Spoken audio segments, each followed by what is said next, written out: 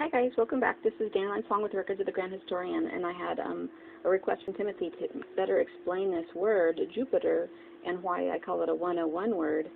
And I had to check my math because I kind of panicked when I ran it through the gematria counter on the internet, and they came up with a 99. And I did my math again, and I really think it's a 101. So, you know, I could be wrong. See what you think. Okay, so the J and the U is a 10 and a 21. Sorry if I'm shaking the camera. Oh, sorry. Let me try to hold that still. My hand is actually shaking. I need my breakfast. Okay. Oh, that's going to be irritating. Let me bank that. Okay. So this is a 31. The PI. Now, when you have a pi in the center of a word, that is not a mistake. And it tells you to decode this in a circle. So that will be at least one of the decodes we do in this word. Pi is 3.14. They actually seem to worship, Freemasons worship pi. And they built, I believe, we will find they built our whole language of English around the word pi. Pythagoras invented gematria, and they invented English based on Pythagorean gematria. So our language is custom made for gematria. And one thing I've noticed about our language is that if you use pi to decode the words, we come up with 911 a lot. It is actually, I thought I was going mad seeing 911 everywhere, but I just had to decide that it's not so much about the date, 911 and the Twin Towers. 911 is some kind of special concept all on its own. It must be a ratio, like 711 is a sacred ratio. It's on the side of the pyramids, and the Statue of Liberty, and you know, this is something bigger than just what happened in New York. Okay, so we have a pi in the middle. That's 16 and a 9. That's 27. So then we have the TER, and that's a 20 and a 5 and an 18, and so that reduces to the 5 and the 18. I like to do this in chunks because I try to be able to teach myself to do this in my head, and I'm going to make mistakes, but I think it's a good exercise. So the 5 and the 18 is the 23. ER is always a 23. So whenever you see that in any word, you can just always remember that's a 23. And then the 23 plus 20 is a 43. And then we add all these together. So I usually do it this way.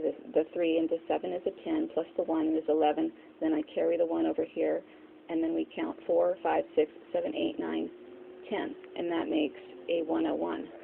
So I don't know what they did on their website. I'm starting to wonder if they are fudging their numbers, which is a little scary because I really like those tools. I don't want to have to do all this math longhand. Now, this is from the movie Jupiter, but here's the other thing.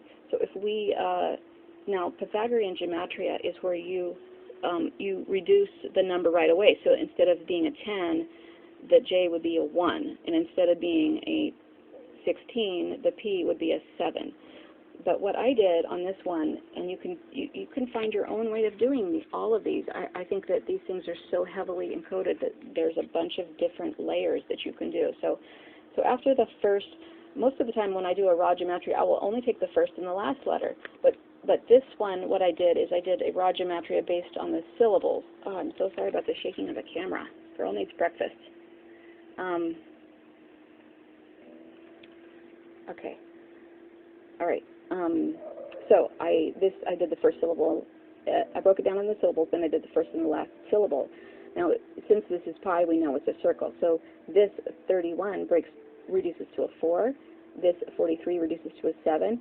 4 and 7 are an 11. So that, if you can picture this word, it has a core of 9, which is the 27 reduced. It's like a 9 in the center. This is from my notebook from looking at that movie of Jupiter Ascending. So it has a 9 in the center and 11 on the outside. So if you drew this in a circle, it would kind of look like that. Like these are, I'm almost thinking these are like number orbital frequency potentials that they do in a spherical or a circle. So really interesting, these decodes. But this is a 911 word right there. More to know. Lots more ways we can decode this, you know, and I'm learning some of these deeper ciphers, the Assisian cipher and some of these other ciphers. Like there's even ciphers about the sounds, because Isis is a spoken word. It's about the sound. and the sound has, like Jupiter, you have hard sounds, you have sounds that you make with your lips, sounds you make with your teeth. The T is a sound that you make where you touch your tongue on a certain part of your roof of your mouth. If you think of the action of your tongue in your mouth and you think of that as a code, that's another code. There's a certain word for that kind of code. I can't remember it right now. But all right. Thanks for your question, Timothy. I hope I did the math here right. I hope you guys are having a good day. Talk to you later. Bye-bye.